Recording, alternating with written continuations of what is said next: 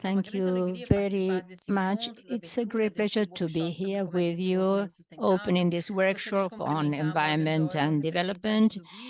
Thank you, Morgan Doyle, representative of the BID, Ana Barco, the head of the INTAL, and I would like to thank all my colleagues from the CESEX who are here with us.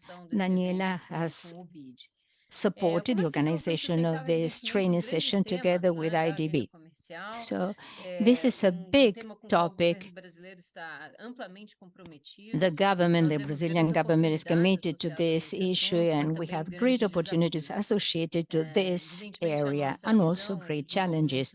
Our vision here is sustainable development, which has to be applied everywhere, development from an economic, social, and environmental points of view.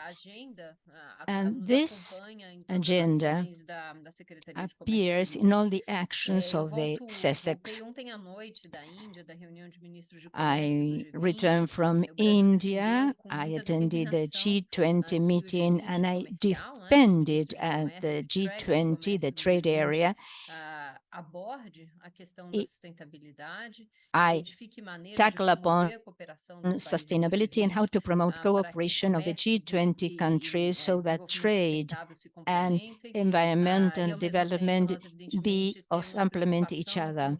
And we are concerned because there are many risks associated to trade barriers which are not necessary and which are proliferating and become also and be a hurdle for environmental development. So with this dimension and the construction of a positive agenda of complementarity between trade and environmental development, facing the risks of unnecessary trade barriers, protectionism and discrimination, etc., adopted with legitimate arguments.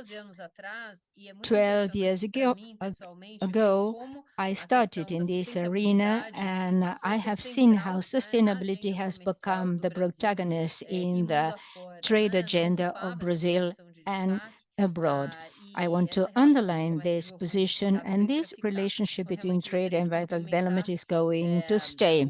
I would like to say, I would like to complement to IDB because they have made a deep analysis of all the topics on the agenda. As I said, we are very interested in this area.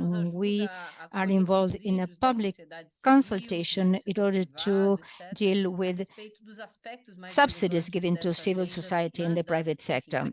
The most significant topics of this area are covered, and I have more than 770 contributions have been received in response to this public consultation dealing with circular economy, sustainability, and other environmental topics, defensive and offensive interests, trade barriers which damage exports, opportunities for Brazil to position itself in order to promote trades abroad.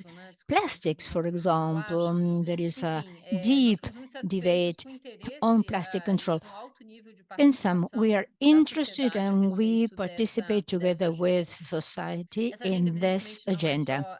This agenda is not only the CESEX agenda and the Environment Ministry. This is the agenda of Brazil because we are committed to the environment, and in the first months, deforestation, more than 40% has been damaged, and in the Congress, we made progress in the regulation of the carbon market, how we can, CAMEX, which is the Chamber of Foreign Trade, has instituted a technical team to coordinate and to help and support the different agencies which deal with trade in Brazil so that everybody is on the same page. So there are several initiatives which want to focus on trade policy and sustainability. And G20 is a wonderful platform for Brazil to lead this debate abroad.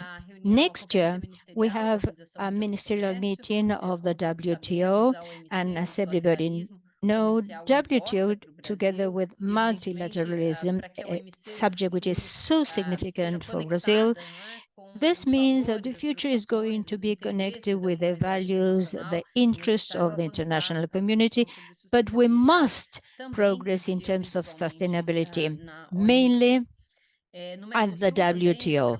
In the Mercosur arena, we have also people devoted to trade and sustainability, and we are working at different fronts, and we are involved in a big effort to build a complementarity positive agenda to promote environmental development. Because, as I said, this is going to stay. There are opportunities which are significant for Brazil. There are opportunities not only in terms of sustainability and social inclusion, but also trade.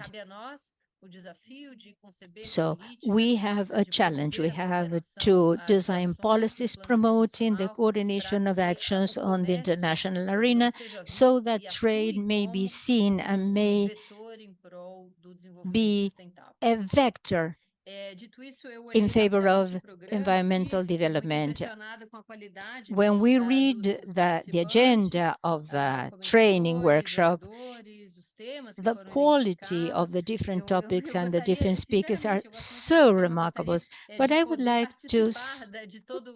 to participate, to attend the whole workshop, but unfortunately I won't be able, but there are going to be colleagues of mine who will exchange ideas with me after the main insights have been presented. So again, welcome for the initiative and have a good workshop. Thank you very much.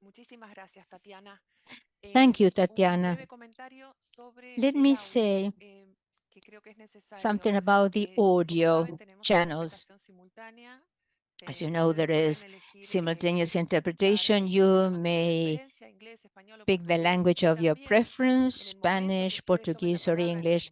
The moment you take the floor in a Q&A period, please select the channel in of the language you're going to use. This is going to favor the work of interpretation and the comprehension of the audience. Now we're going to introduce Morgan Doyle, who's the representative of the IDB in Brazil. Morgan, you have the floor. Go ahead. Thank you, Veronica. Good morning, everybody. I would like to welcome all of you to this course on trade and sustainable development.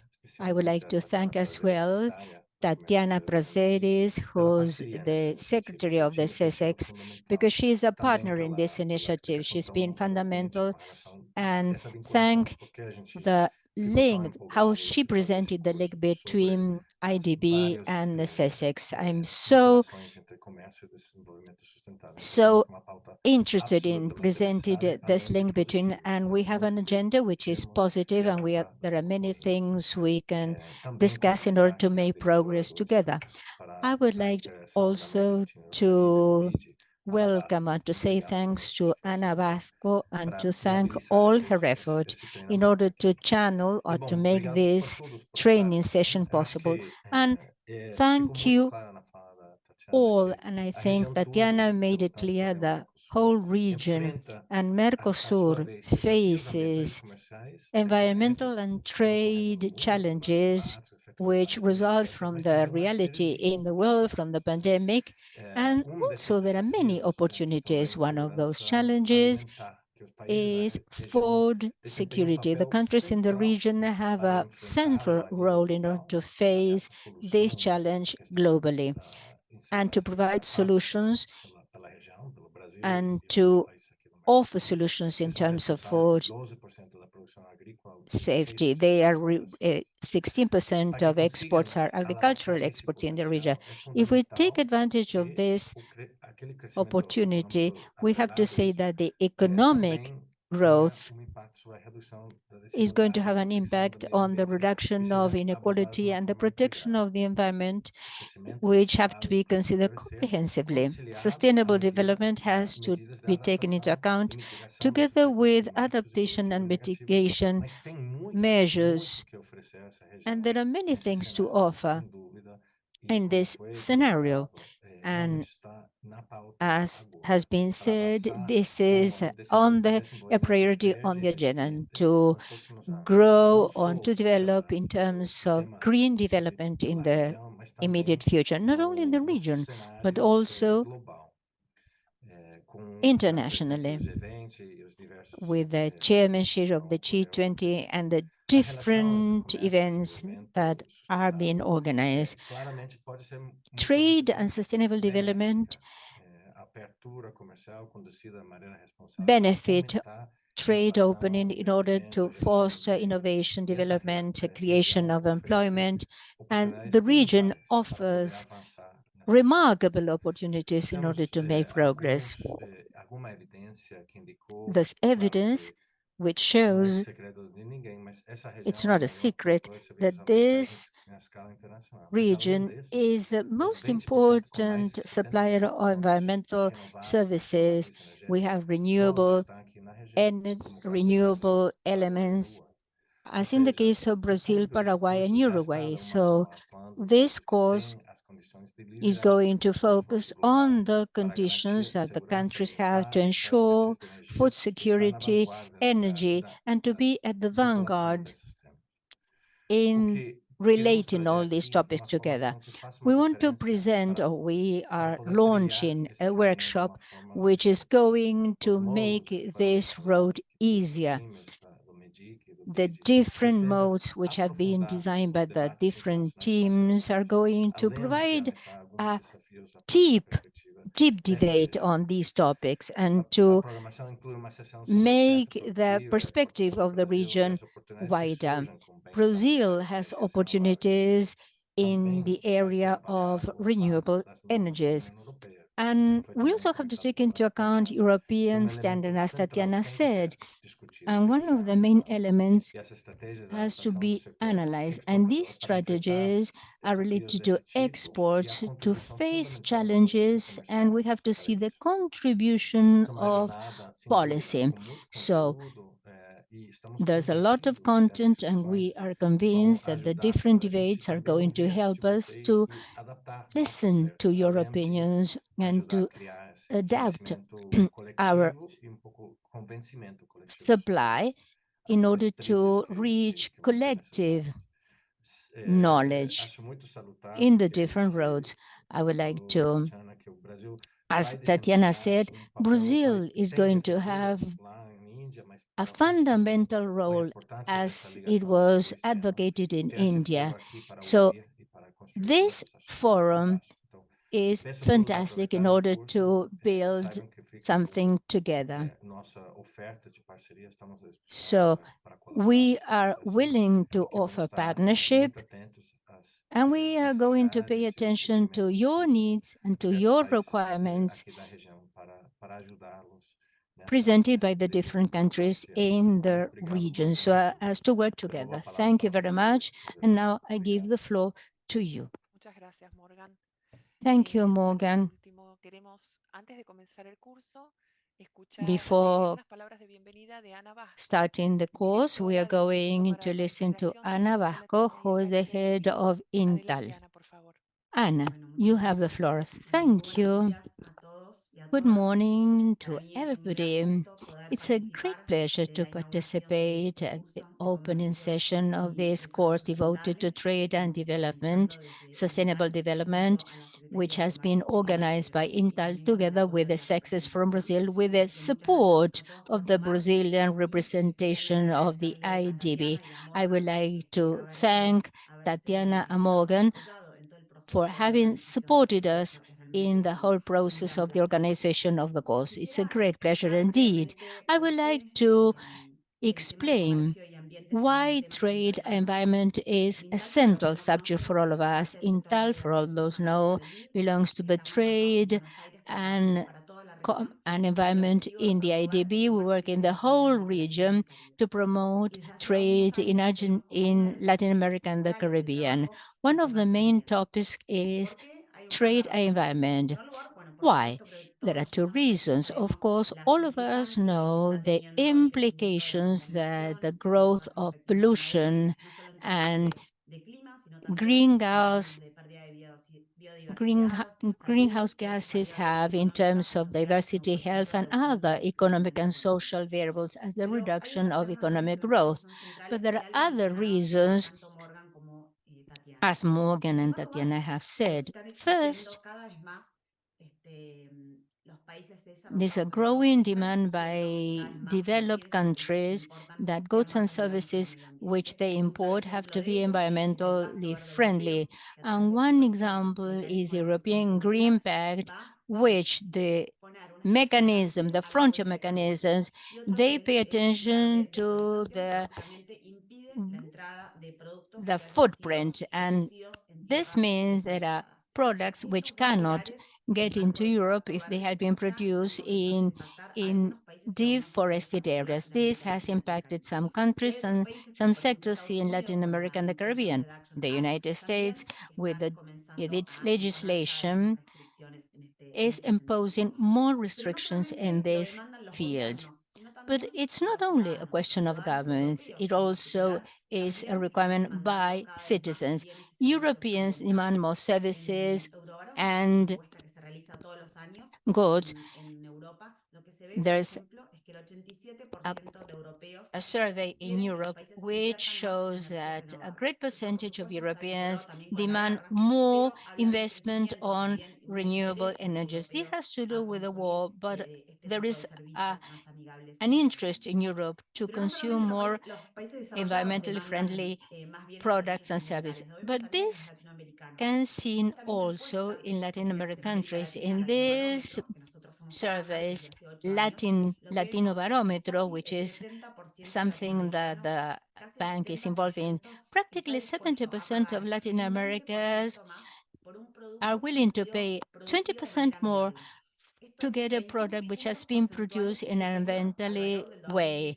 This vis-a-vis 2016 means a great growth. There is an growing interest by Latin Americans to consume more goods and services which are environmentally friendly.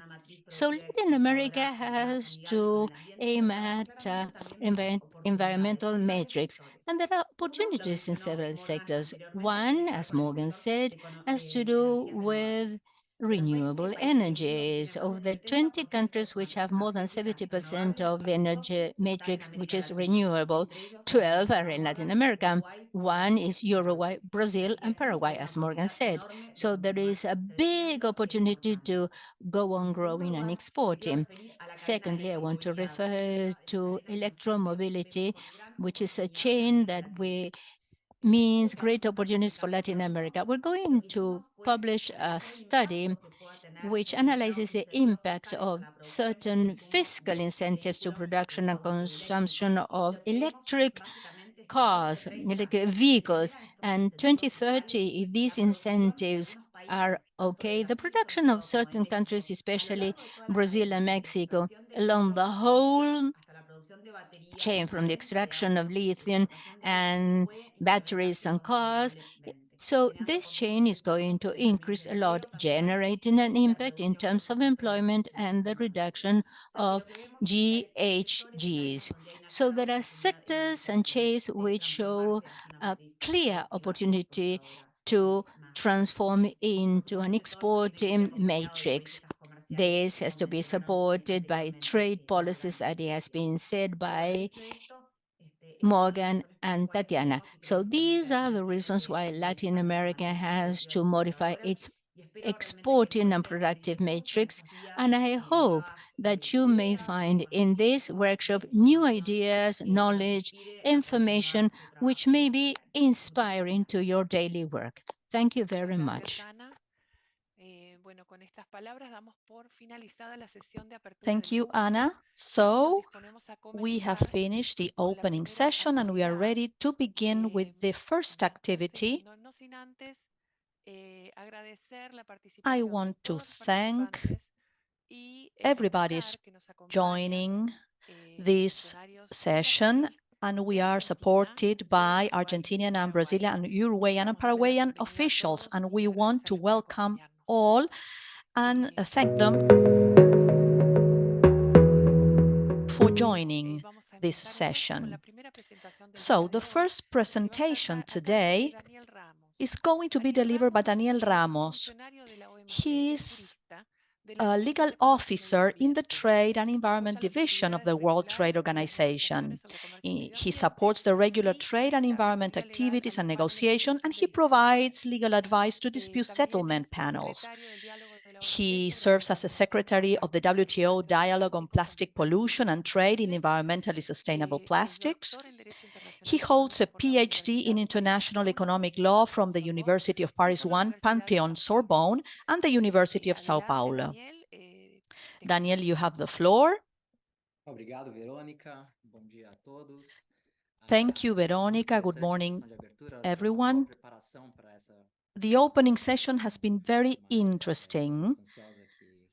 It's a promising kickoff for this session. As Veronica has said, I work in the Trade and Environment Division of the WTO, and this is the first time in 9 years that I'm going to make my presentation in Portuguese. So I apologize for some English words that I might be using.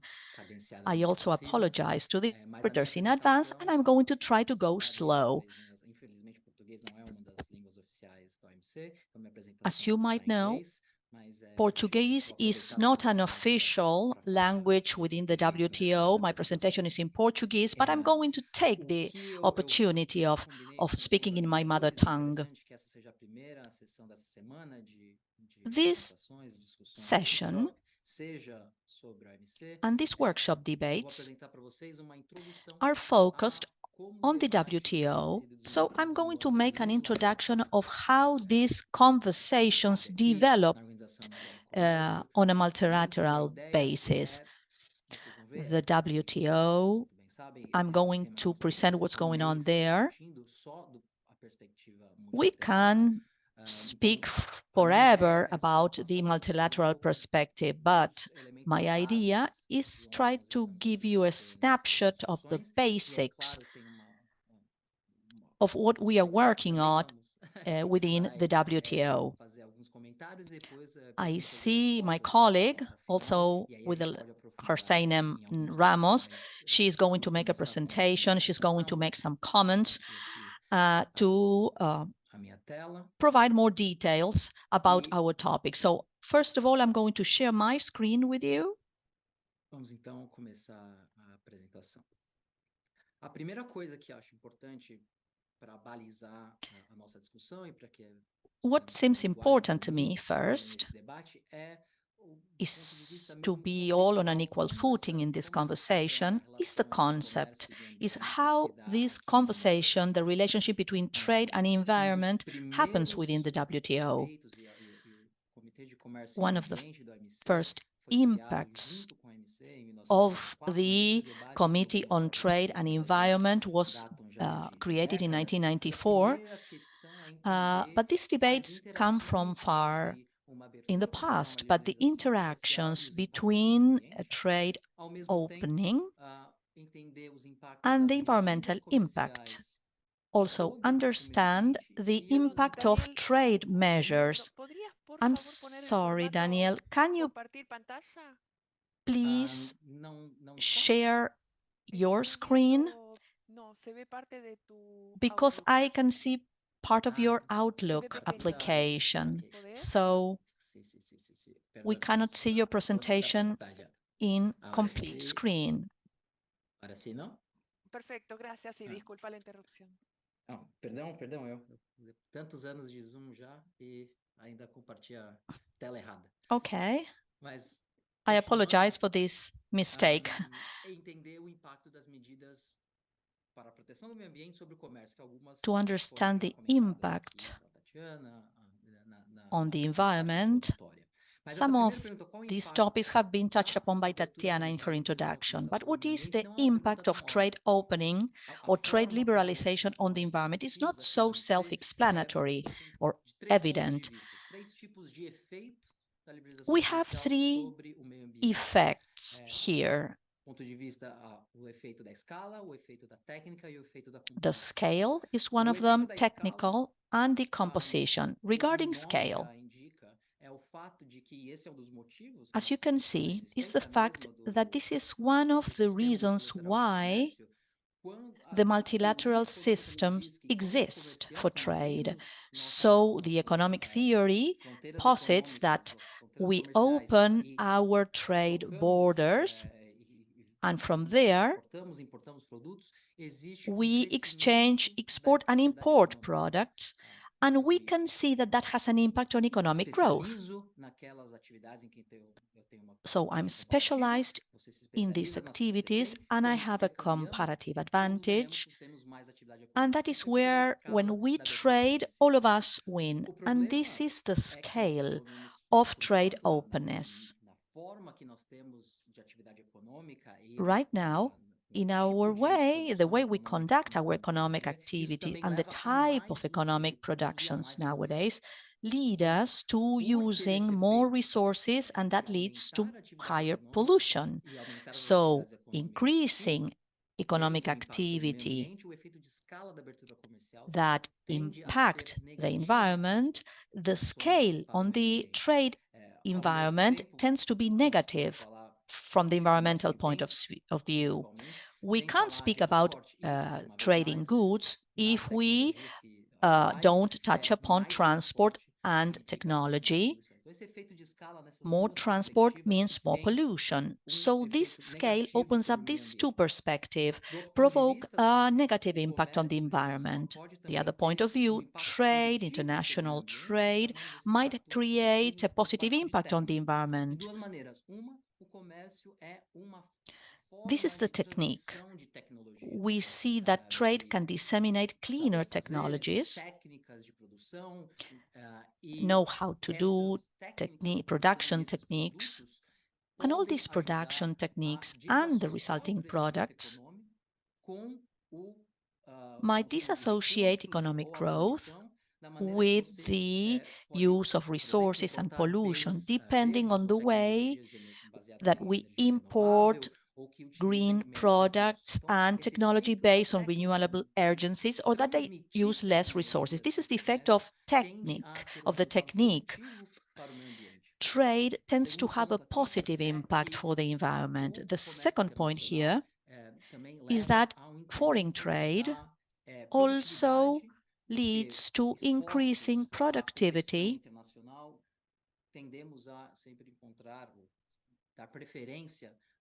Based on international competition, we try to give a priority for efficient producers in terms of use of resources. As long as these costs are reflected in environmental costs, and we can see that increasing competitiveness might lead to a positive environmental outcome. I'm going to give you an example. Unfortunately, there are not many, and I'm referring to negative externalities, negative environmental impacts that are quantified in the economy, in some of the cases, in water consumption, in foreign trade. This can carry positive outcomes. And I'm speaking about using these resources. The last pillar is composition. And it relies on the positive or negative impact on the environment. We need to analyze how the economic composition of the country is. We speak about comparative advantages of each countries, and the trade openness is going to make the economy to focus on higher competitiveness elements. These sectors, competitive sectors, might have a high pollution rate. This is going to impact negatively on pollution regionally or locally in terms of comparative repercussions lead us to less pollution that might create a positive outcome. So the idea is the final outcome of trade openness might be good or bad for the environment. A widely used example is China's openness, specialized in recent times. It was based in industrial sectors with high pollution rates, and this had an impact, a negative impact, on the environment. But there are other examples of economies specialized in services, for example, where this openness led to economic concentrations in the services sector with local pollution. So all this theoretical conversation, and that's the reason why we are having this environmental course. What is openness? Is it good or bad for the environment? But there's not an evident answer to this question. This is the first point. It depends on the interaction of all these factors, and it's also not a definitive response on what to do. So here we are beginning to delve into WTO discussions, and I mean understanding the negative effects, the scale effect, to break down economic growth on the environment and to increase the scale effect. Here we are talking about trade facilitations in goods and services that are green or environmental, but also trade policies that can price these environmental externalities that are negative. The payer pollutant, it's an important factor, and this leads us to adopting regional and local measures to adapt to these potential economic concentrations in sectors where competitiveness is larger. The second point, this was touched upon by Tatiana, and this was debated within the WTO, is not a regional or global topic. This is related to trade.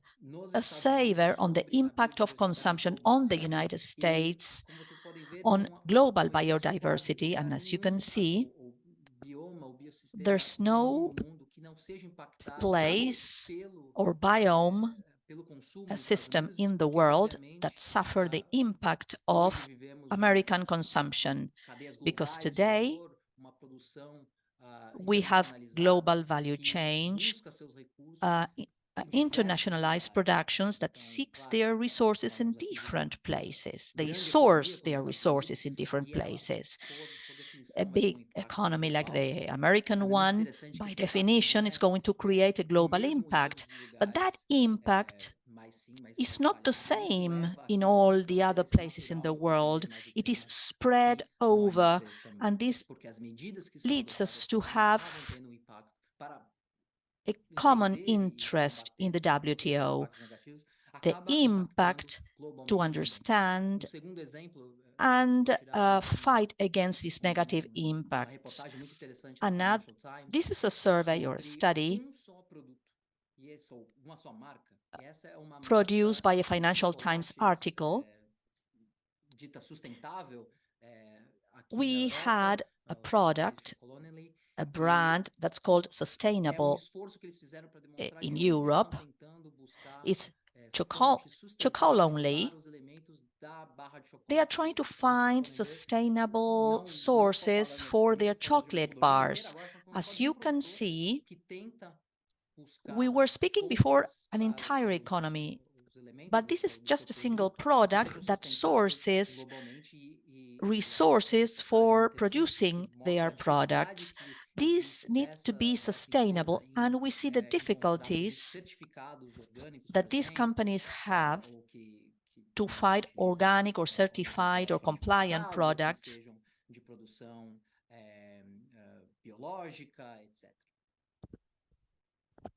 biological production, so on and so forth. We see trade under positive conditions. We see that in this survey that has been updated in the past. We led some discussions on trade and climate change. This study, confirmed by the FIO, and there's water conservation and an efficient water use when countries trade more agricultural products. There's water shortages in some places. The agricultural trade might lead to a more efficient use of resources, but also the redistribution of this important natural resource. And finally, this is unavoidable. It's a very important topic for the countries in the region. They depend on transport for importing products, agricultural products, minerals, so on and so forth. So we need to analyze how transport affects the environment. And we see a series of topics that can be developed. And I'm going to mention two important aspects. And one of them is the means of transport and its impact in relation to trade. Transport or transportation plays a key role, and also the distance that product needs to travel, or the journey. 90% of foreign trade by volume is done by sea, and the sea is by far the means of transportation that impacts the least in terms of greenhouse gas emissions.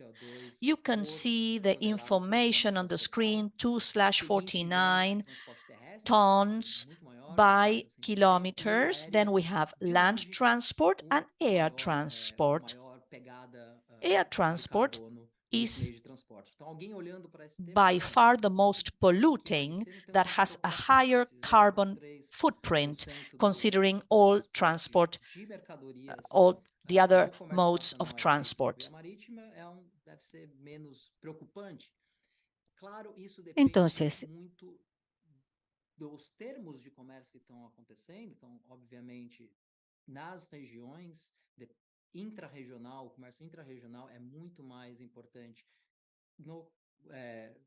em meio terrestre e meio aéreo, e, obviamente, dependendo do valor dos produtos que estão sendo and obviously taking into consideration the different products, the weight of those products. Pode ser, às vezes, o único viável, inclusive, dependendo aircraft may be the only viable one. Quanto tempo até o consumo esse produto pode levar?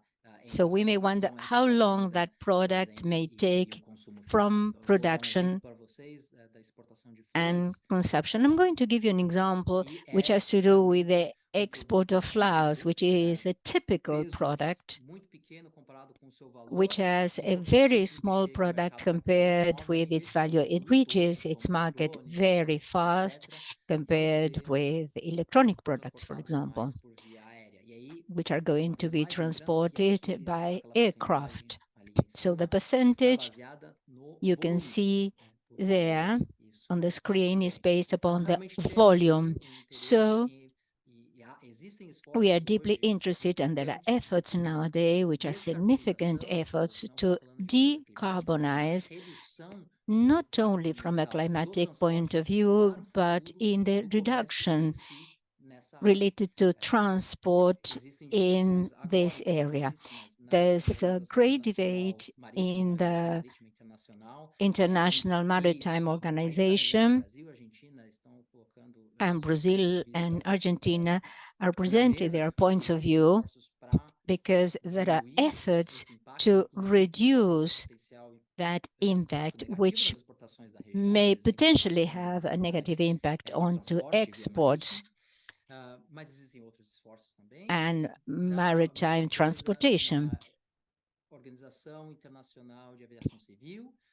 Now, in the ICAO reminds us that these two topics, which appears in the Paris Agreement, these topics have to be discussed widely. We have to understand and to follow up the results in order to influence them. As it was agreed in Paris, the second half of this century, we will have to review the Paris results, and we have to neutralize the carbon emissions. We have a global market of low carbon, and transportation will have to be with low carbon, so that it may have the function it has to have. And to conclude, nowadays, in global terms and in terms of emissions, international transportation related to international trade represents 7 to 12% of global CO2 emissions. It's not the main one, but it's not irrelevant. If we don't attack this, if we don't tackle these emissions, it may grow 160% by 2050. If we don't decarbonize other links in the chain, and this life cycle has to be changed, because this may affect the access to low carbon markets.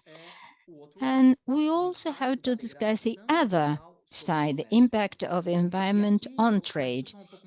And here, the debate is more complex. It's always complex, of course, but what we see here is that environmental degradation is going to affect different regions in different ways. Agriculture is a good example. Some regions of high latitude, or which are fast from the equator, they may even gain productivity up to a certain level of global warming. All of them are going to lose from a certain point of view. There's no gain in productivity from a certain point of view. So what I'm going to show you in the next slide, a future change of agricultural patterns. There are other effects on trade, for example, tourism and trade in services. You can see it is deeply affected by certain effects of environmental degradation, as it was said before, and this leads some countries, some small islands, for example, to be the leaders in the debate at the WTO. As I said, I'm presenting now a study by the FAO. I'm referring to last year's report, which is called Report on Annual International Trade. Last year, the focus was trade and climate change, and we made an analysis on the projection of competitiveness in agriculture for com as atuais 2050, projeções de mudança climática. O quadro não é based upon muito interessante, the como vocês podem current ver. projections. Alguns países, The inclusive da região, information podem ter is quite interesting, and some countries ganho de may competitividade, deixando as pessoas vão face perder a mais, crisis. mas a They may maioria gain dos países competitiveness, em but desenvolvimento there are vão ter also uma which are going perda de to produtividade agrícola, e isso vai ter lose um impacto nesse. competitiveness with its Último exemplo trade aqui impact. A last do example, último exemplo aqui da a last example ah, do nosso report, e eu passo para of vocês our essas report. diapositivas. A apresentação vai estar disponível, espero, para todos os This participantes, o link para o nosso presentation is going report. to be Mas available to all of you. I'm going to provide the conseguimos link for mostrar you que to access frente this a paper. desastres ambientais, And especialmente vis-à-vis ligados à mudança climática, disaster, a environmental abertura disaster, comercial climatic tem uma disasters, relação com a trade preparação e opening adaptação do is país related a to the preparation and esses adaptation of the impactos negativos country to desse face desastre. Foi feita uma negative análise impacts para derived se from comparar catastrophes. a abertura Here's a comercial comparisons com a of capacidade opening, the trade opening, and the de capacity se adaptar e responder a of uma emergência adaptation and response ambiental. E to há, an não é environmental emergency. uma relação extremamente forte, mas sim, claramente It's existe. not a Quanto strong mais relationship, diversificada but as it exportações, exists. And the more ele começa a diversified relacionar um país, exports quanto are, mais ele the consegue more depender de países diversos para dependent prover upon os bens que eles different precisam, para countries exportar in os order bens que to ele provide and produz, export the mais adaptado products ele está. Claro, they isso é um produce, pouco natural, porque and quando more existe, acontece um grande adaptation there is. When desastre there natural is a que great or a desestrutura big uma economia, natural se você disaster, depende daquela it goes economia, against the structure obviamente of the economy. e não existe uma diversificação And if there dessas is no exportações, você tem um impacto diversification of mais importante. A exports, mesma that coisa is ao going to revés, have a significant quanto menos aberto, impact. quanto And menos when there is fontes no opening, when there are o not a país lot tem of para se sources comprar e adquirir os produtos que ele to necessita, num purchase momento de the different desestruturação products a interna country econômica, needs, when there todos is esses a problem impactos, of é mais difícil domestic a destructurization, recuperação desse that frente a is going esse to have extremo, an impact on esse evento the extremo. recovery Para vis-à-vis finalizar essa or as primeira a parte consequence e aí of the passar a falar especificamente de onde estamos querendo climatic ser, onde catastrophe. estamos In order discutindo, to quais end the os pontos first de part vista of que my estão sendo presentation, colocados à frente, considering the a forma different como points eu of view, we pessoalmente have to gosto see, de or I would discutir like isso, é to que tell existem you how I like to existem present this. diversos There is pontos de a vista balance. There are e, de um different lado, viewpoints. claramente, o On the one comércio, hand, you que have é trade, extremamente importante na which parte do is desenvolvimento econômico significant do in crescimento terms of sustentável, economic foi development, responsável, environmental pelo menos em economic parte, uma redução development, which importantíssima dos is níveis de responsible pobreza for que the ano reduction of fizemos um estudo há reducing the alguns anos atrás, levels of inclusive com o poverty. Roberto We made a study some de years Azevedo, ago ainda era together nosso when diretor-geral, Roberto de Acevedo was que the mostrou que tirou DG of the aproximadamente 1 bilhão de pessoas da WTO, pobreza and nas we últimas décadas. Ao mesmo discovered that tempo, porque faz that parte da meant economia a million people geral e porque were not a poor any economia, longer. o So crescimento that econômico hoje leva a uma degradação ambiental, por isso nós temos a is pobreza related ambiental. to O the comércio fact também of tem um the impacto environmental negativo sobre o meio degradation. ambiente, isso tem que se Trade may entender. have a negative impact on the Ele environment. pode That has to levar a be ganhos de understood. eficiência, a This transição de may tecnologias mean verdes gains in e terms of um desenvolvimento efficiency, mais sustentável, of mas também depende green do economies, but transporte e it also de todos os depends impactos on que ele tem. transportation and O the comércio, ensuing nessa perspectiva impact. bem pessoal, agora Trade, from é my grande personal point of amplificador view, de is a tendências. great amplifier Enquanto of as estruturas tendencies. econômicas promoverem um desenvolvimento When econômico que tenha impactos economic ambientais, mas structures também sociais promote, negativos, they e have, for esses example, impactos não negative forem social diversificados na impacts, economia, and those não forem impacts are refletidos not nesse, reflected nesse comércio internacional,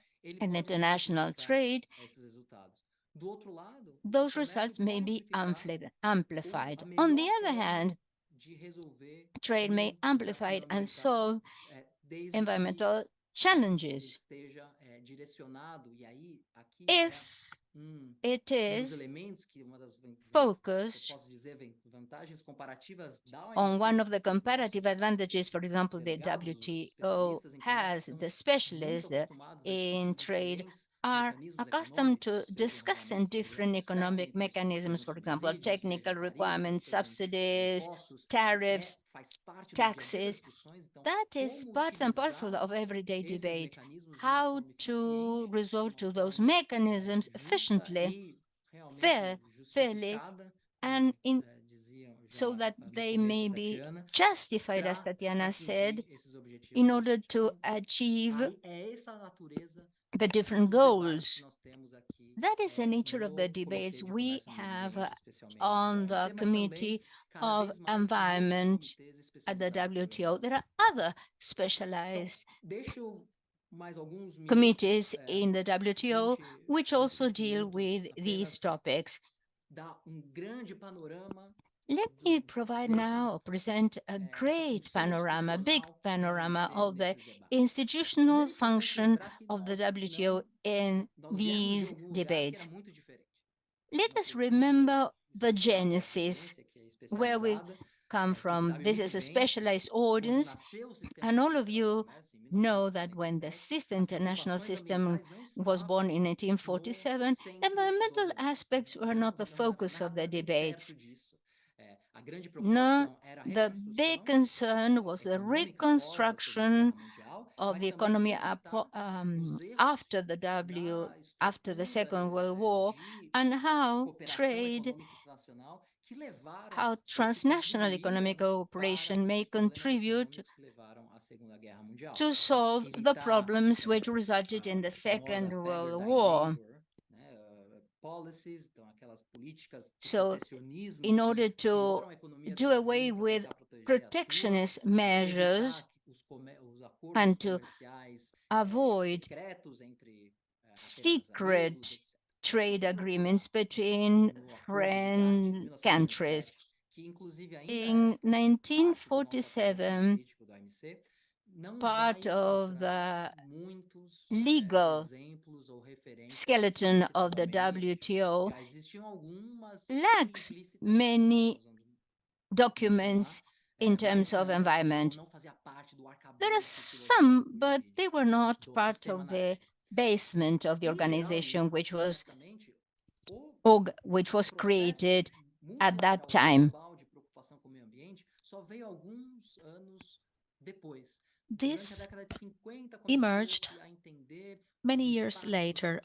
During the negativos 50s, we importantíssimos que o understood the desenvolvimento negative industrial estava tendo sobre impacts as economias, that principalmente, industrial obviamente, as development economias had on industrializadas, economies, e começou-se a debater mainly in já na década de industrialized 50, economies. mas And we muito mais na started década to de debate 60, a in that necessidade decade de and in the impor 60s as well custos aos the poluidores need e de fazê-lo de maneira to internacional. impose Então, o que eu costs on mencionei, esse pollutants princípio and to do do it on a poluidor global pagador, level. começou a ser desenvolvido nessa época.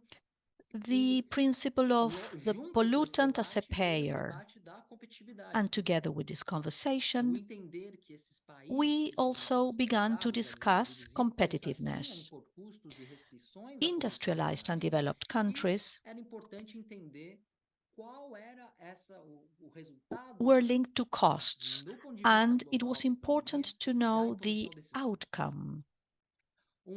Estudo que The outcome of começou a imposing these tentar costs on pôr others. bases This conceituais study nessa laid the discussão entre desenvolvimento foundation econômico e proteção do meio ambiente, que foi muito influente na época, foi for esse debates on economic development famigerado and the Limits to environment. Growth, Limites ao Crescimento, comissionado pelo Clube de Roma, Limits of e work, the essencialmente o limits que ele on falou, growth, as I said uma before, grande generalização aqui, mas me permitam por causa do tempo, foi que, bom, a Terra tem limites físicos e nós precisamos, the então, Earth parar em algum has momento physical o crescimento limits, econômico. and we need Não tem to como stop crescer the economic growth infinitamente for porque os that. recursos da We Terra can't e a growth, capacidade da Terra grow de absorver essa infinitely poluição é muito grande. because the Obviamente, capacity os of the países em Earth desenvolvimento to não deal with all ficaram these nada pollutants is limited. contentes com Developing esse countries, of conceito, course, é did muito not agree with mais this fácil para concept. aceitar tal conceito país já because it's easier to accept for developed countries, but not developing countries. This was the concept that began to gain momentum, and countries organized to participate in the first international conference to protect the environment. I think this was in 1972 or something. Last year, we celebrated the 50 years of this initial conference in Stockholm that launched international cooperation and gave way to many multilateral environmental agreements, or MEAs. As a preparation for that conference, the Secretary General of the United Nations requested the GATT Secretariat to prepare a study between the relationship of adopting measures on the border to equal environmental costs that industrialized countries incurred in, and the existing rules in the GATT in 1947. This is important documentation. This limitation created controversies in terms of the environmental impact, and the GATT Secretariat adopted a defensive stand in defending trade, using border measures to protect or avoid impact on domestic competitiveness. Some GATT members were not satisfied with these positions and requested the creation of a group to advance on this debate. This is the MIT Group of Environmental Measures and International Trade, with the aim of reaching a positive outcome. This group never got together in 20 years, so it's very difficult to make progress if the group does not hold any meetings at all. So, we had a Stockholm meeting and other multilateral agreements for protecting the environment. We had trade measures as a key element in the toolbox to implement these measures. You know that we had several rounds of conversations and other agreements came to light, but the relationship between trade, economic development, and environmental protection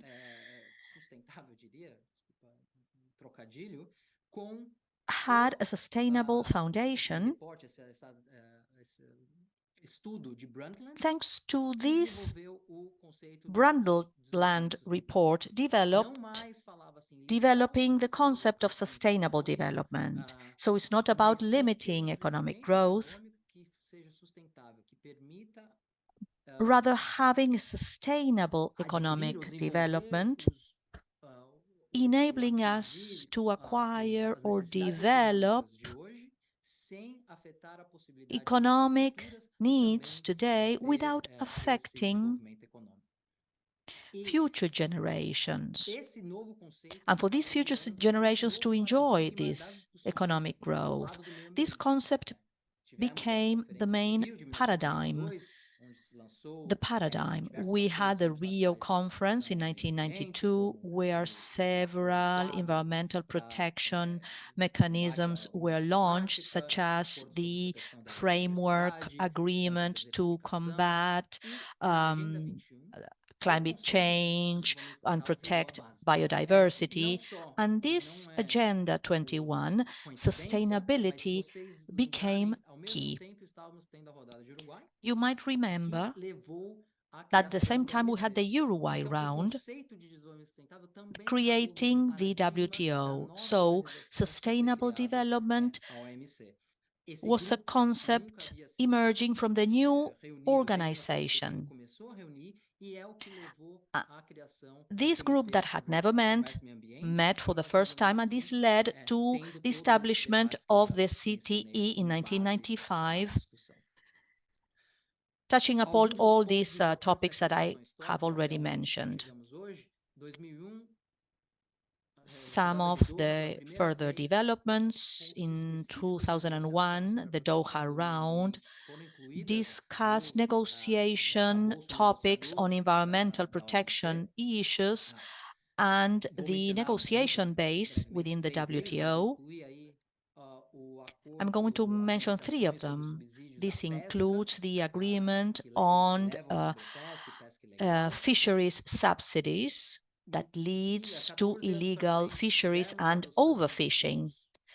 And 14 years ahead, we adopted the SDGs, the Paris Agreement, and from my point of view, this is a personal opinion, this was a fundamental moment to change the nature of the conversations within the WTO. In the CTE, I have been engaged in the CTE, but I saw the impact of how these SDGs were adopted by all WTO members. There's just an anecdote. In a course, a training course and technical assistance organized in the WTO, after 20 or 30 minutes of presentations, a participant interrupted my presentation saying that this is very interesting, but please, you need to convince me that I need to get worried about or concerned about the environment. I come here and environmental protection is not my priority. So please talk me into adopting this concept. This happened in 2015. Didn't have many answers to give him, but if it had been after 2015, the answer would have been more obvious because at that time, trade was included in SDG 17. 17 is the means to attain all other objectives, social, economic, and environmental objectives. So the countries consider that trade needs to be a tool to achieve or meet all the goals. So the question is opposite now. The question for trade specialist is how trade policy, or what can trade policy do to help the adoption and the meeting of SDG, and I include also the environmental objectives. The last point in this historical evolution, and I hope I have more time in developing this evolution, is where we are standing. This is a very particular moment we are standing in because it's timely. In the last ministerial conference last year, we had three big topics that were discussed. One is adopting the first stage of the agreement on fishery subsidies, illegal fishes that are unregulated and unreported. And fisheries is the first agreement in this history of evolution that considers the environmental protection as a key element. Before that, before last year, a WTO member was not compelled or obliged to do anything, but now you are required to ask to restrict or review fishery subsidies that might contribute to eradicating illegal fishing. Being a WTO member requires taking a positive environmental action. This is key. The second point that might be out of date, but as we understand the impact of it, there has been a multilateral recognition of all WTO members and the relevance of climate change and biodiversity loss and pollution and the potential importance of trade in all these topics. has been a very important conversation. There were 3 initiatives led by countries. Brazil is participating in one of them. WTO members issued ministerial conference reports on specific topics, how these trade ministers understood they could take collective action or individual actions, but voluntary actions to meet specific environmental goals, including plastic pollution, circular economy, and reforming subsidies for different products. I'm a lawyer, so I always like showing one slide that has a legal text. This is to show you the evolution of this conversation that is reflected in the WTO's goals. In 1947, the first paragraph of the GATT establishes the obligations of the contracting parties for the agreement with objectives that are common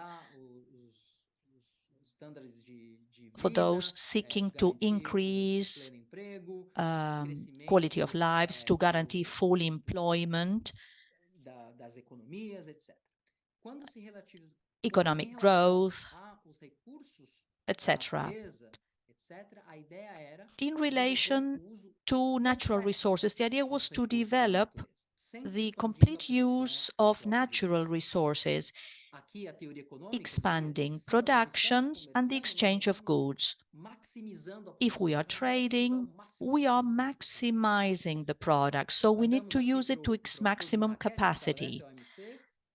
Now, we move on to the Marrakesh Agreement established by the WTO. The economic goals are the same, exactly the same, but in relation to protecting the environment and the economic growth and the use of global resources, we are not referring to the current use, but the optimal use of resources in accordance with the objective of sustainable development, seeking to protect the environment and increasing the economies of developing countries.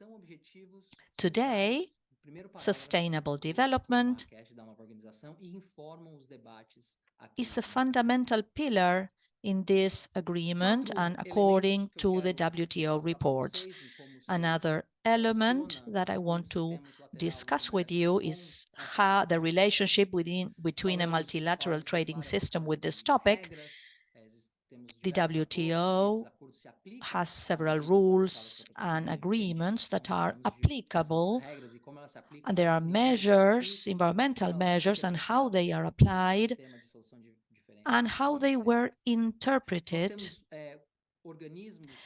in the dispute settlement organization within the WTO. We have many monitoring entities to debate measures, environmental measures, and we also are a focus of trade dialogue and debating these measures. Each one of these points has its own characteristics.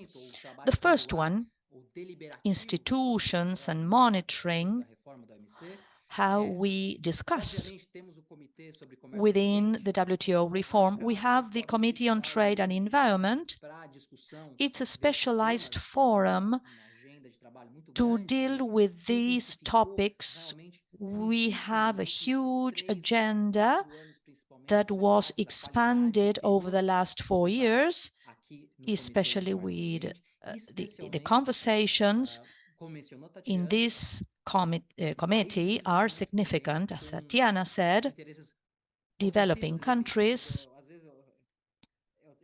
that have offensive or defensive interests. I sometimes try to avoid these terms when we speak about the environment, but it is true, there are conflicting interests. Historically, countries within the committee have defensive stances in relation to the measures adopted by other members, but they have been understanding and sharing and promoting offensive interests. Debates have escalated, leading to these new groups, plurilateral groups of countries to deal with specific topics. It's not just the Committee of Trade and Environment where these functions play a role. You know that the WTO has some agreements, obligations for transparency. Members have to justify their trade policy, especially when they impact trade. These trade policies are adopted for environmental purposes. In 1997, when we started this work, countries such as Argentina that requested this adoption, they requested that the Secretariat combine the measures for protecting the environment and notified the WTO in a repository to avoid these measures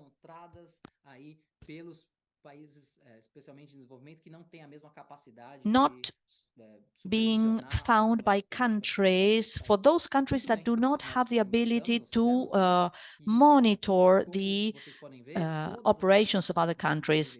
As you can see, all the information, this information is available in an online database named environment. It's an environmental database of the WTO, and we started this analysis. 165 notifications, including an environmental measure, they were done for the WTO. In 2021, we reached 931 notifications, and each notification includes more than one environmental measures. Subsidies notification, and we see that have the environment as an objective. This number of measures give you some facts. There are more commercial measures being used to protect the environment, but in relation to all the notification, this is what calls our attention. 8% had an environmental measure, and this is close to 20% today. 1 out of 5 notifications to the WTO are related to an environmental measure today, and this leads to different cases. We don't have time to delve into specifics, but I just want to give you an example of what the committee discussed over the last years. For instance, the proliferation of sustainability patterns. My former boss, Vera Torkins, discussed this topic over the last years. She came to the Committee of Trade and Environment with representatives of agricultural and organic producers in Ecuador that with a specific request. Developed countries, especially European countries, adopted one certification for organic products. This organization tries to help producers because they don't have access to large farming groups, but to guarantee their certification,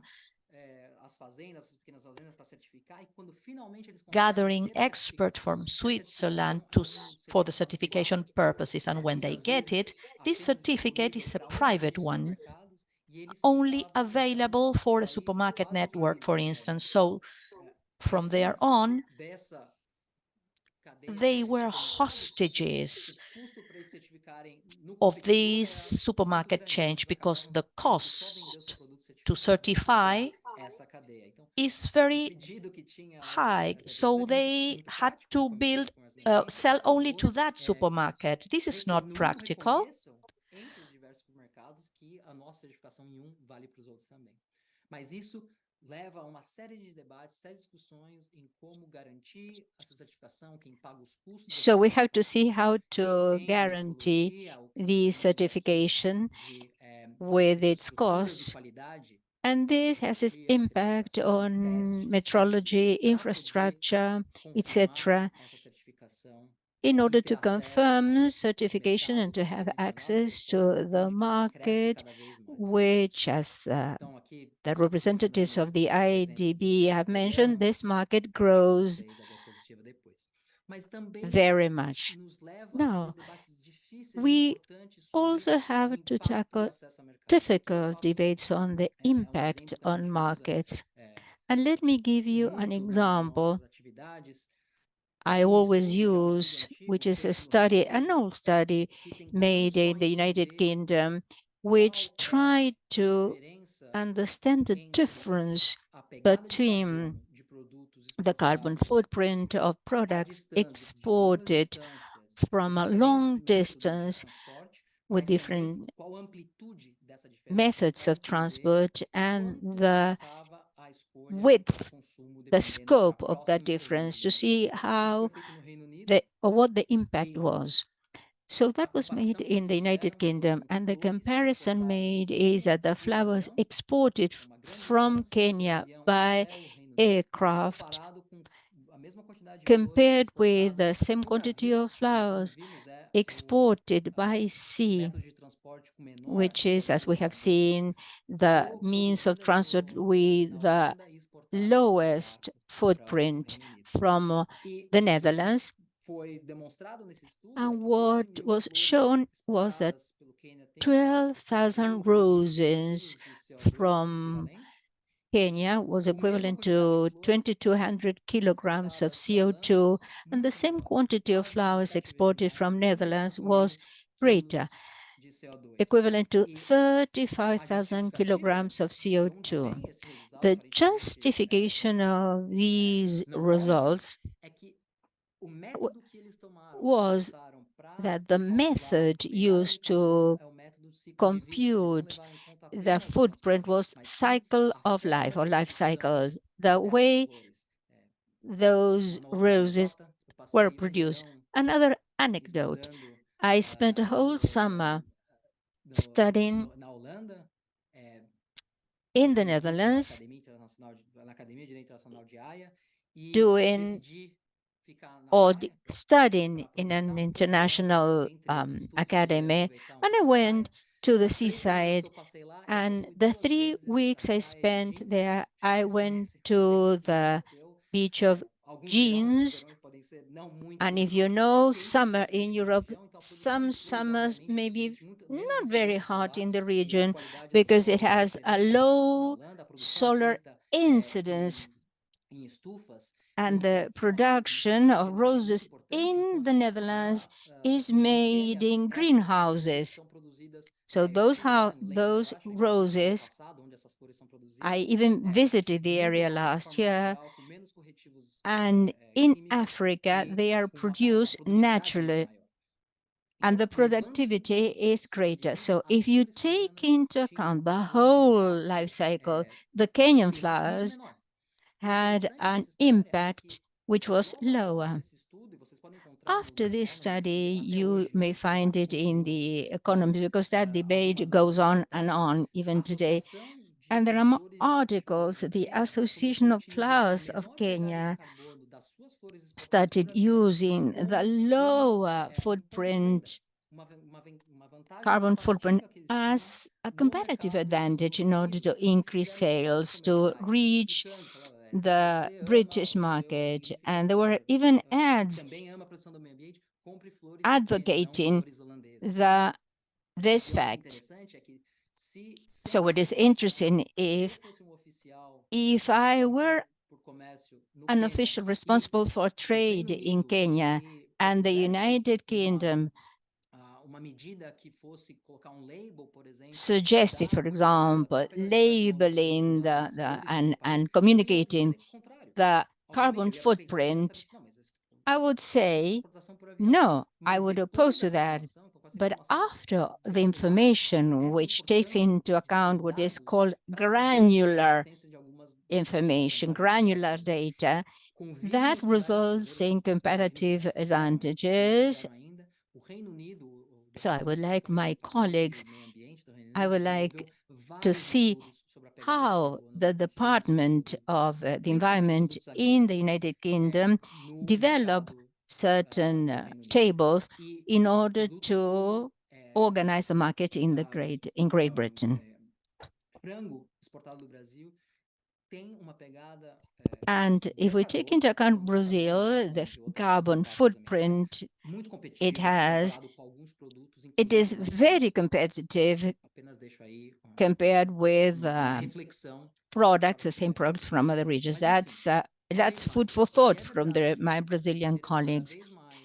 If we are going to face a global economy which is low in terms of carbon, trying to reach the Paris Agreement objectives.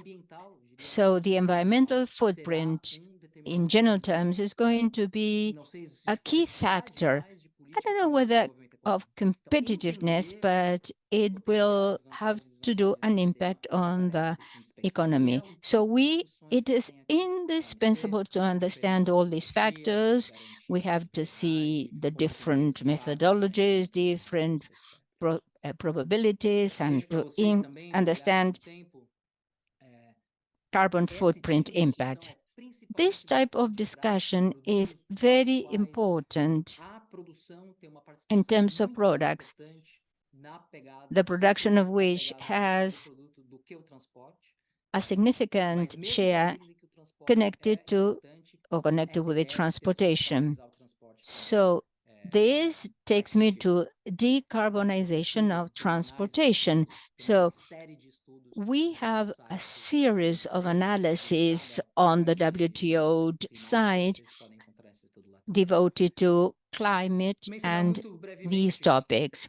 Very briefly, in order to conclude, I'm going to mention the different negotiations on environment which are related to the Doha round. There are some which make more progress than others. There are 3 points related to the rules of the WTO and which have to do with negotiation, the exchange of information between the Secretariat of the WTO and the WTO and committees and environmental agencies, and the elimination of tariff and non-tariff barriers to environmental goods and services. So these 3 topics, specific trade obligation, regular information exchange, observer status, tariff and non-tariff barriers, and environmental goods and services are the key things that were debated or that are debated at the committee. And what we see is that there is no interest in resuming this debate by some agents. Now, after the first phase of the agreement dealing with fisheries subsidies, we may go into this subject if you're interested in the Q&A. And there are 3 initiatives dependent of the different countries' subgroups. The first one is the debate which deal with trade and environmental sustainability. It's the only group in which Brazil does not participate. I have updated all the countries, but Brazil is not here. And there are 4 principal topics: climate change, circular economy, and the facilitation of environmental goods and services, fostering the agenda, multilateral agenda. And last, fossil fuel subsidy, green effects, and negative subsidies. The second group has to do with informal dialogue on plastics pollution and environmentally sustainable plastics trade.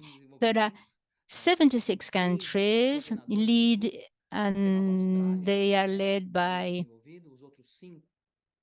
countries or developing countries. The main developed country is Australia. You can see developing countries on the list, which try to understand the relationship between trade and plastic pollution. They want to increase transparency of this trade and to reach cooperation in order to combat pollution derived from plastic. This is a problem that all countries have, especially developing countries. And in the last group, I would like to remind you that we have only 5 minutes for the presentation. I'm going to conclude in 3 minutes. This is a challenge to make a presentation in Portuguese. It's longer than when I do it in English, as a good Brazilian I am. And what about the third one, as I said, is fossil fuel subsidy group. And the three groups try to reach concrete solutions to be discussed at the next ministerial meeting in February next year. There's going to be an intense participation of the countries in the region in order to reach a format for solutions to these problems. I'm not going to go into the details of the last point. I'm going to leave my presentation for you to analyze. But after 30 years of jurisprudence, which cases in which Brazil participated, even defending its own policies.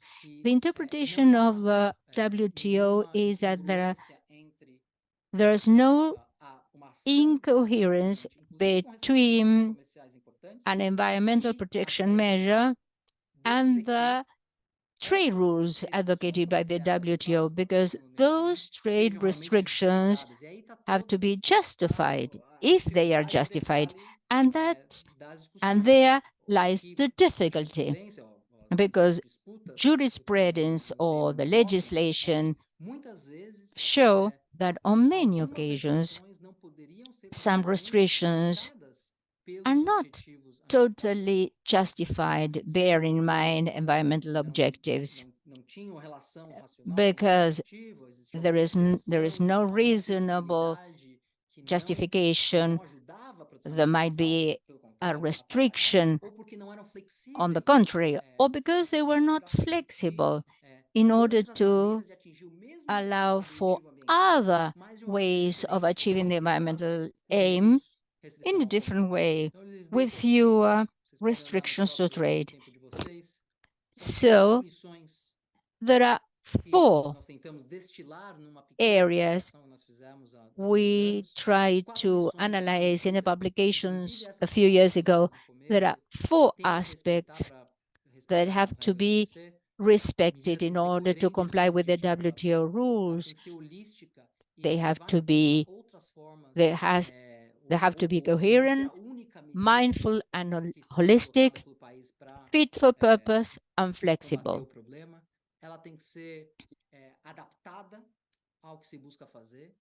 So we have to bear in mind what the objective is, and we have to recognize efforts made by others. So with this, I would like to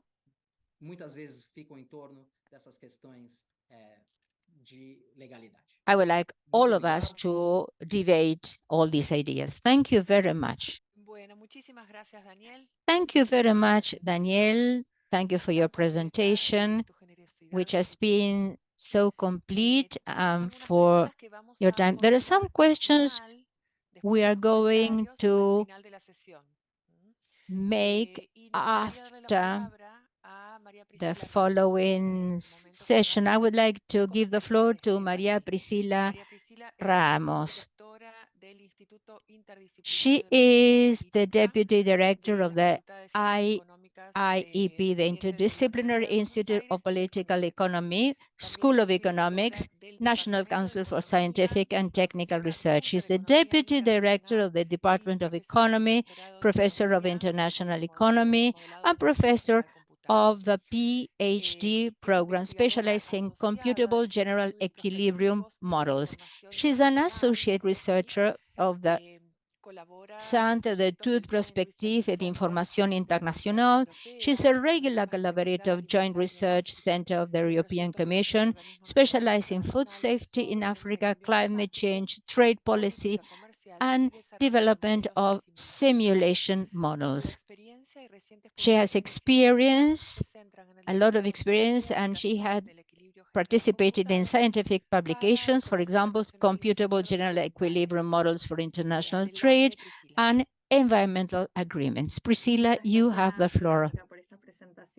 Thank you, Veronica. Thank you, Daniel, for this comprehensive and complete presentation related to trade and the environment. I will try to be brief, and I would like to share a brief presentation I have, which tries to complement the presentation made by Daniel and perhaps to give some answers to the questions posed in the chat. I mean, how to face these challenges of growing, to be involved in trade at international level with least environmental impact. So if you allow me, I'm going to share a presentation.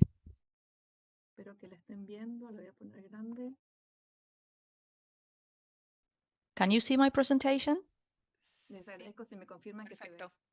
Can you see it? Yes.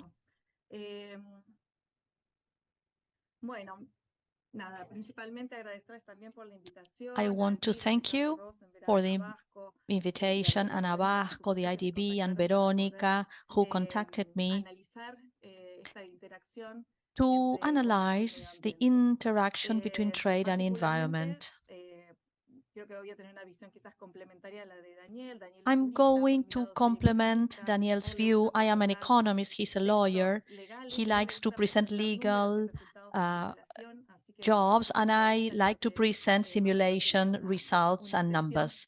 So I think this session will be very rich and complementing views on trade and environment.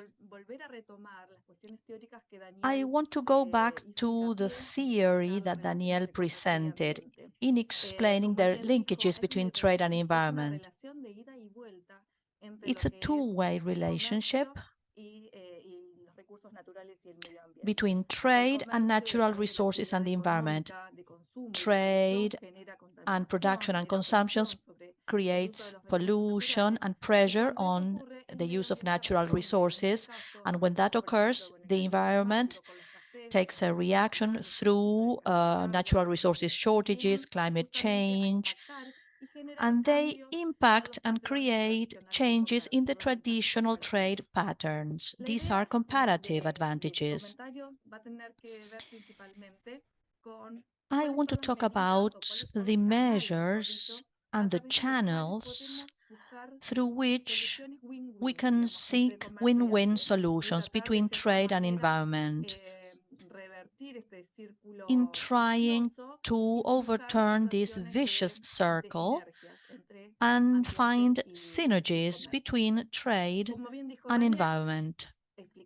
As Daniel said, to explain the theory, the relationship between trade and the environment, and the impact of all economic activity on the environment, it can be characterized in its scale having to do with growing populations that need answers in terms of the goods and services they need to maintain their quality of life or standards of living, giving answers, GDP answers to feed and satisfy the needs of a growing global population.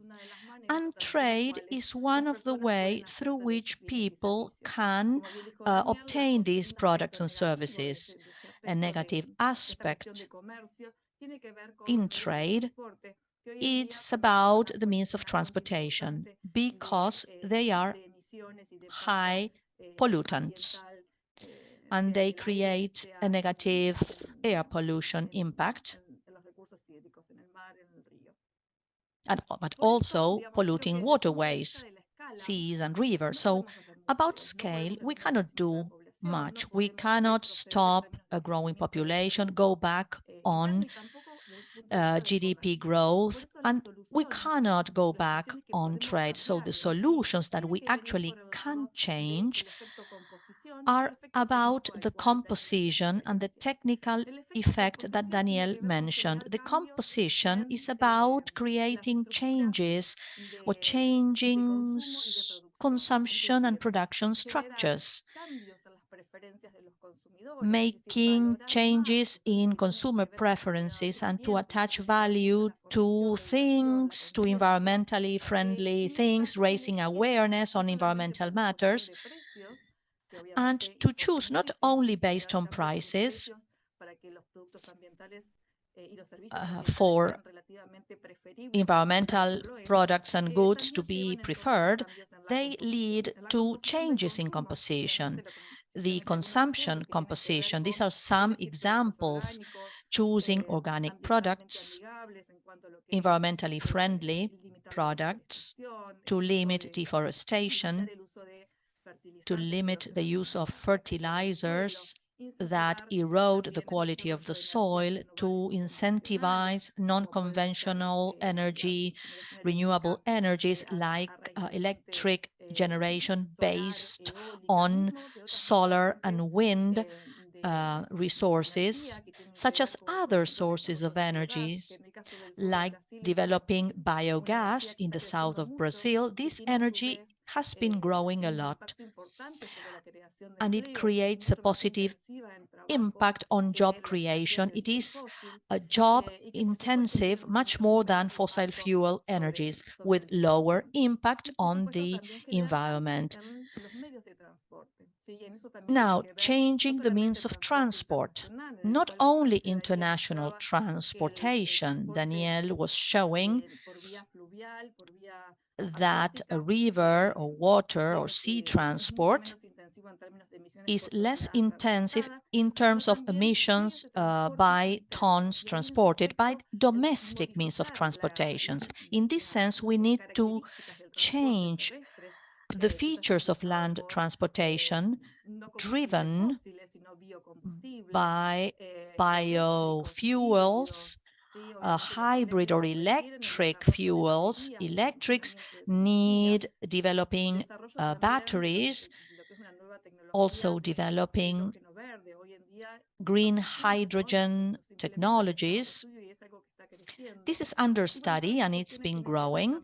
So all these things relate to creating changes in the production and consumption and trade patterns so that they can be environmentally friendly and they offset the harmful scale effect. Another important aspect to find a solution to is through incentivizing technological change.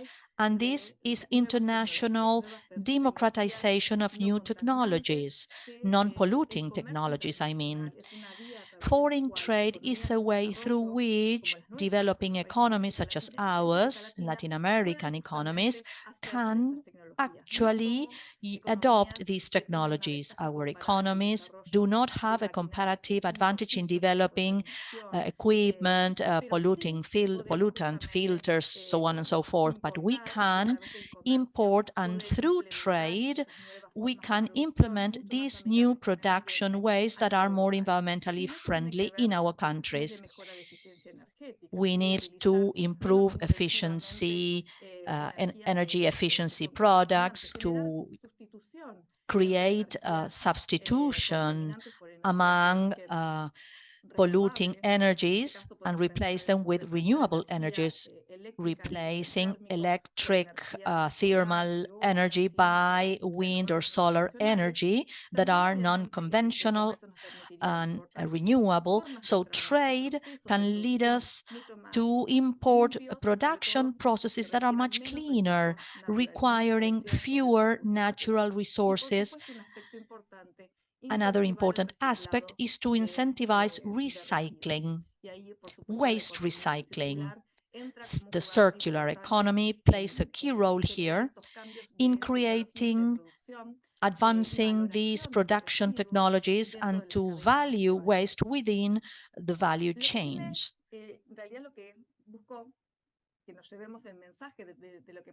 My message, looking forward, is an invitation to think about trade, economic activity, and its relationship with the environment through seeking scenarios with multiple dividends, with synergies,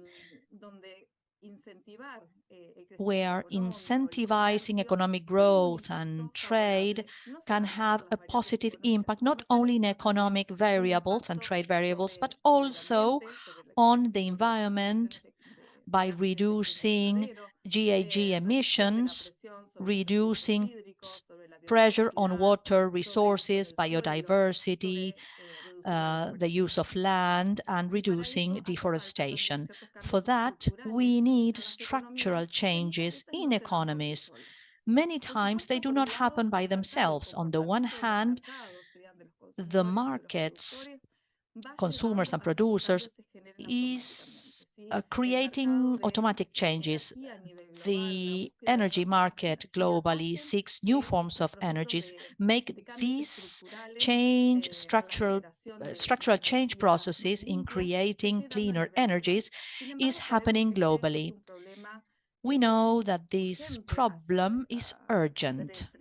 It needs to be tackled urgently. So public policies can accelerate this process and help us to create incentives on the consumption side and on the production side as well. From that standpoint, and thinking about the policies on the way that public policies can incentivize trade, we face two big discussions in international agreements and trade policies. On the one hand, the trade of environmental goods and services, and on the other hand, policies through treaties focused on greener economies relate to adjustments on borders, and I mean carbon, for imported products. I think about the Green Pact of the European Union, implementing some border adjustments on products related to steel and fertilizers that have a high carbon content. The two policies, whether it's a trade liberalization of environmental goods or services and the imposition of tariffs based on the product's carbon content, create changes in the prices, and they incentivize a preference in relative prices to produce more cleaner goods. The change in consumption patterns create the change in the composition on production, consumption, and trade towards environmentally friendly products. However,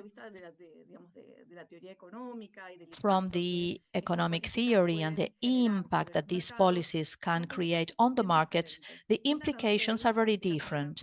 A tariff, a carbon content tariff increasing distortions in international markets, unlike what happens in liberalization processes. That means trade openness focused on incentivizing the trade in environmental goods and services. So we are creating distortions of introducing carbon border adjustments. The first questions that Daniel might expand or develop on is which policy is supported by the WTO and its members, and which one can be supported by economies where environmental policies, basically in Latin America, are quite lax or not so solid or robust.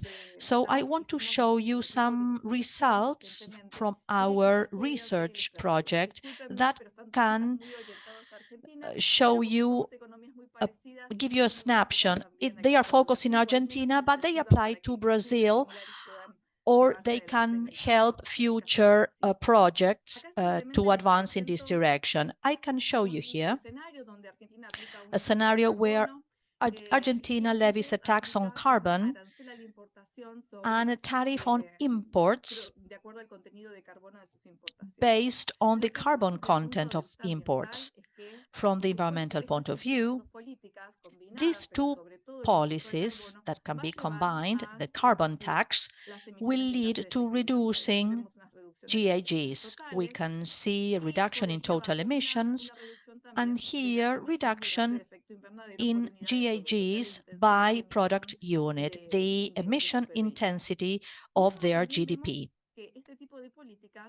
These type of policies, especially in Argentina, where its production and trade pattern is focused on the use of land, impacts positively on deforestation. The deforestation forests, I don't know if you can see it here,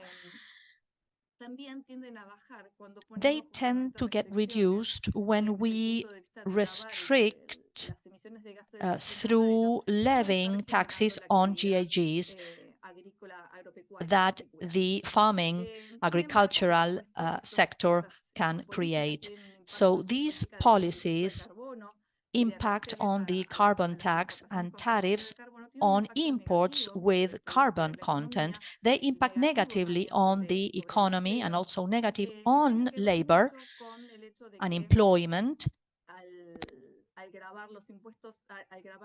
on imposing taxes on carbon content imports. We are making these inputs more expensive at a domestic level.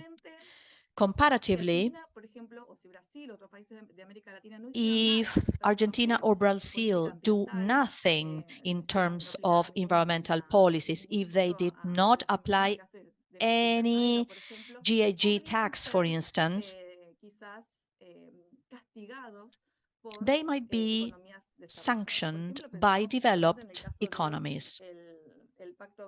Let's think about the European Union Green Pact. If Argentina does not follow a climate change or environmental policy in line with Europe, their product might bear some taxes in getting into the EU.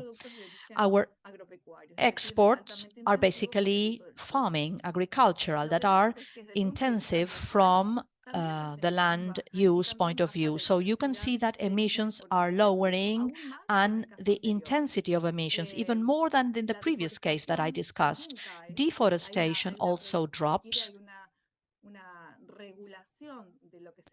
There's regulation in what is produced and exported vis-a-vis the rest of the world. And this creates a negative impact on the product, but is overturned in terms of trade-off balance. Employment and GDP are negatively affected, and tax collections, we can see some negative aspects here because tax collection through the imports tariff is collected by the rest of the world and not Argentina.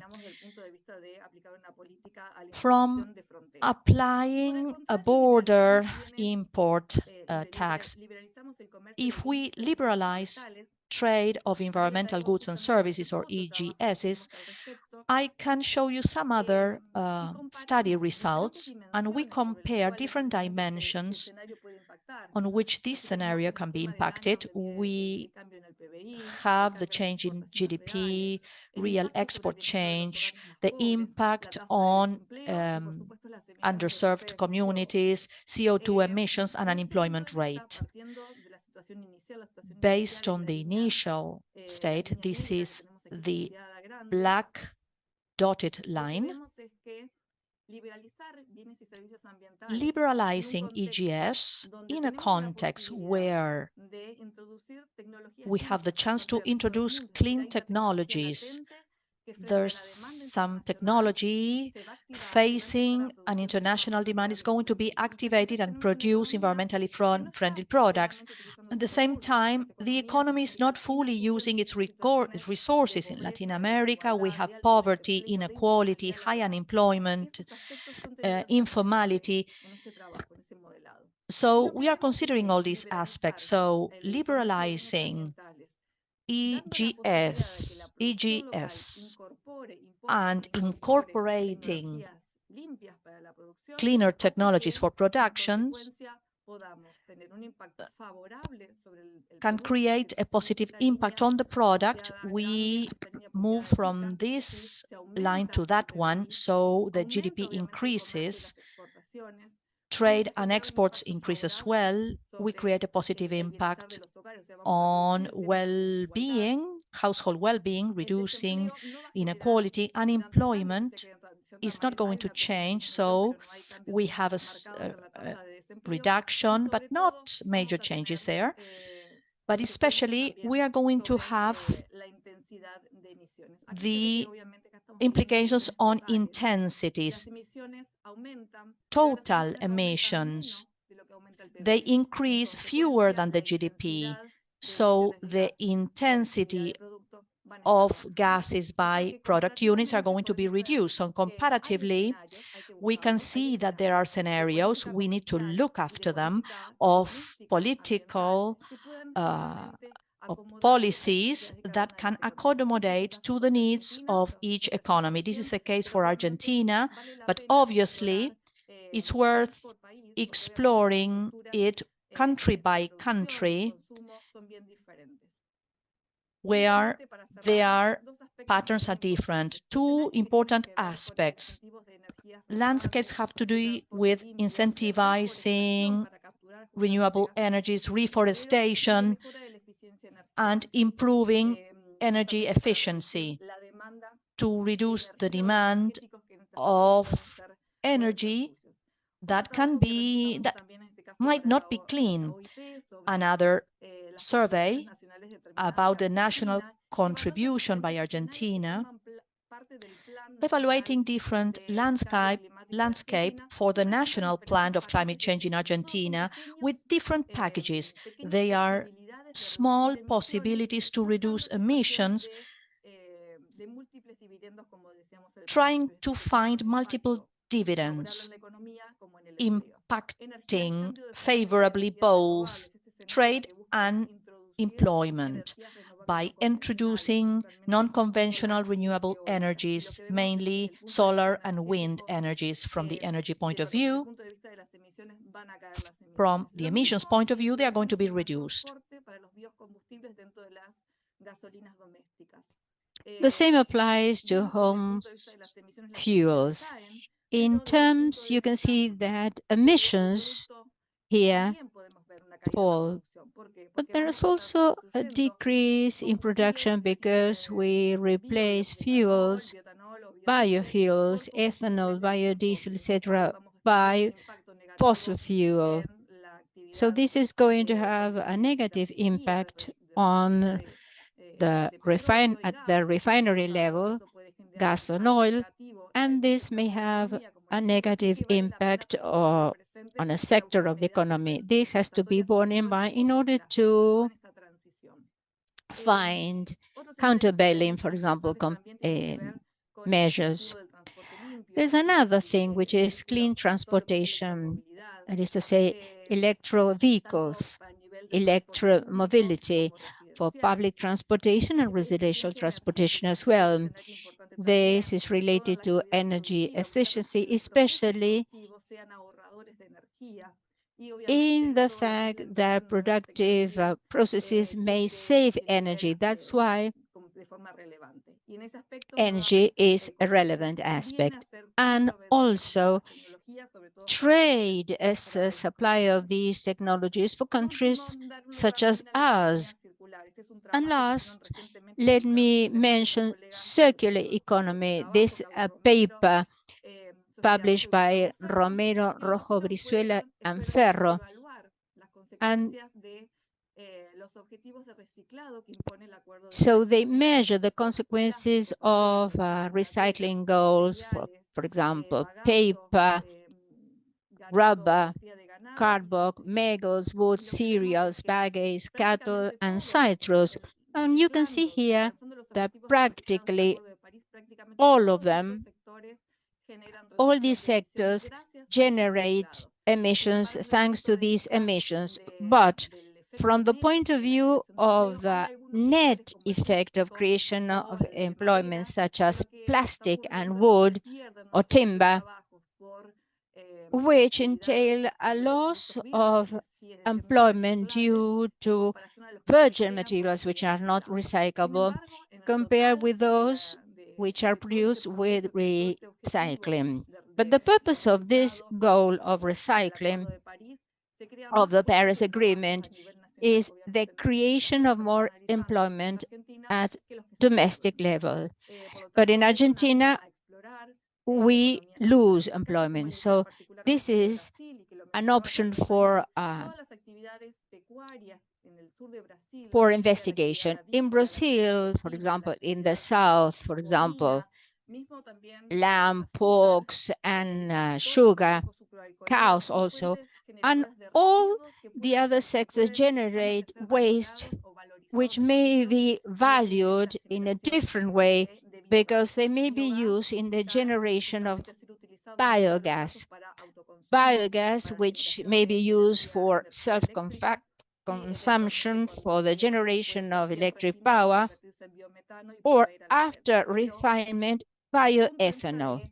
But from the point of view of the life cycle of all these foodstuff, we can lower the footprint and to make them greener. To end, let me tell you that there is a platform by the UNCTAD which measures trade on biodiversity. So it's a biodiversity-based product trade. But not only those produced by nature, but generated in a sustainable, environmental, and social way. Let me show you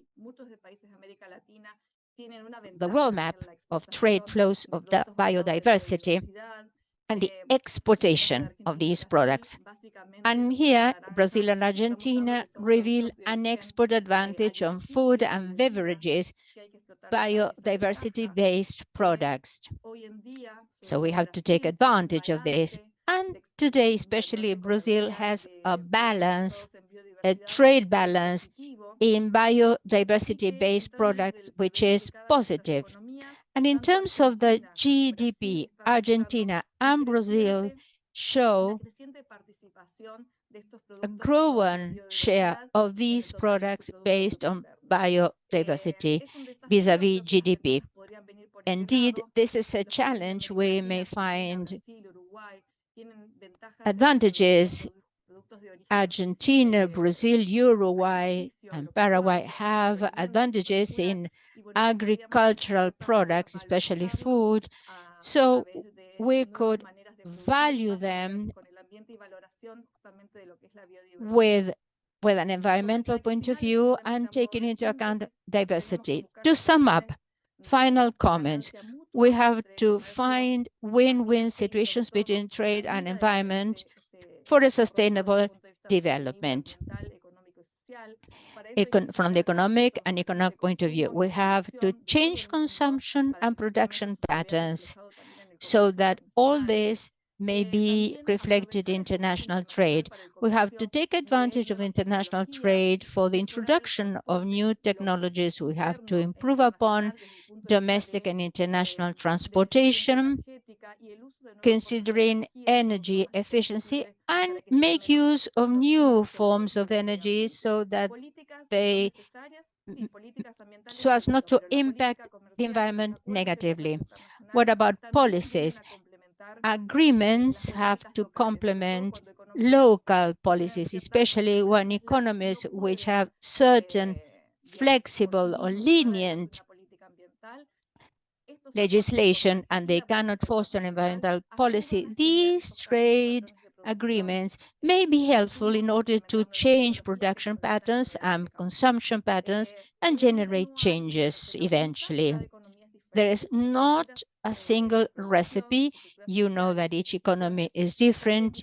It has its institutions, its own society, but the national and international cooperation are going to be helpful in this context. I hope my presentation has been inspiring, and I'm willing to entertain any questions you deem convenient. Thank you, Priscilla. There are a couple of questions. I see that Daniel has been answering a lot of questions, and there's a pair of questions for you, Priscilla. Daniela Matos from CESEX wants to know if you know about a study on trade liberalization and its impact on Brazil, which is similar to the one presented for Argentina. No, I don't. I don't have a study on Brazil in particular, but they may be reproduced, replicated. In the case of Argentina, we have done several studies in this arena, applied to different lists of environmental goods, for example, that proposed by Japan, by WTO, Asia Pacific cooperation, and even presented by UNCTAD in terms of agricultural products. And of course, in Argentina, the advantage lies there, the natural advantage. But obviously, the opening in terms of environmental issues, these papers conclude that Argentina, Brazil, and other countries in Latin America may incorporate technological products, basically machinery, pieces of equipment, filters which avoid contamination and pollution. And also they relate to energy efficiency. But unfortunately, I don't know one specific for Brazil, but I believe that you can use the one dealing with Argentina and replicate it. There's another question by Enrique Ferrer Vieira, who congratulates on presentations. And you spoke about circular economic and international economies. He says there are regions and countries which promote circular economy, such as the European Union. But there are others who believe that there is not a model for sustainable development because there are others. And usually bioeconomy is mentioned as an interesting option for Argentina. I don't know whether this is your specialty. What do you think about bioeconomy? Is it an option or can they be complement each other? The difference is that we have to revalue waste from other industries and to use them in other chains, and bioeconomy includes also What I know basically is bioeconomy related to energy, and that is related to producing fuels from renewable resources such as bioethanol or biodiesel or biogas from natural products. For example, different from fossil products. In the case of biofuels, we may have biogeneration, biodiesel, for example, from soy oil or bioethanol from sugarcane. They are mainly products which are fuels of first generation. But nevertheless, we may find other biofuels which resort to waste. Biogas, for example, in Brazil. Why do I mention Brazil? Because the scale is much more significant than Argentina. But we may revalue, for example, animal waste, sanitation waste, for example, agricultural waste, which may be revalued and generate gas, which has a comparative vis-a-vis fossil gas. Daniel, would like to listen to your comments. Would you like to add something to Priscila's presentation, or would you like to go refer to the chat? Super interessante como a Priscila falou, bem complementar. Aqui no OMC, it was very interesting, really, because Priscilla, you know that we have complemented each other. Here at the WTO, we have economists and jurists, so the complementation is welcome. I believe the reflection made by Priscilla reflects the debates we have here at the WTO. What I believe is significant is a subject which has made progress. Sometimes we don't have granular information. In the case of Argentina, for example, and our delegates here at Geneva, they are experts in trade. But sometimes they need input, in order to understand or to find the consequences.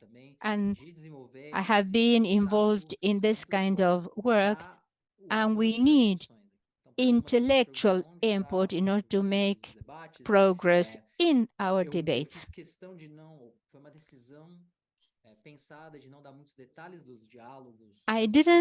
It was my own decision not to give a lot of detail about the details, because there's a lot of movement. They are very dynamic. In the latest meeting in August, we debated that, and we have another meeting in September.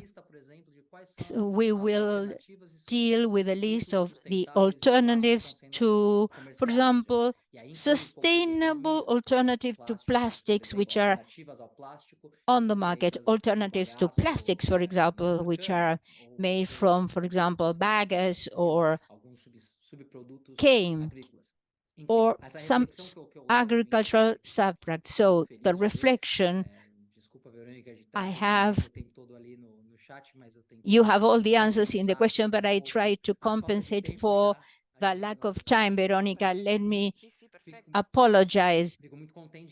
So I'm very happy because I see that there's a lot of interest in, and this is a historic moment.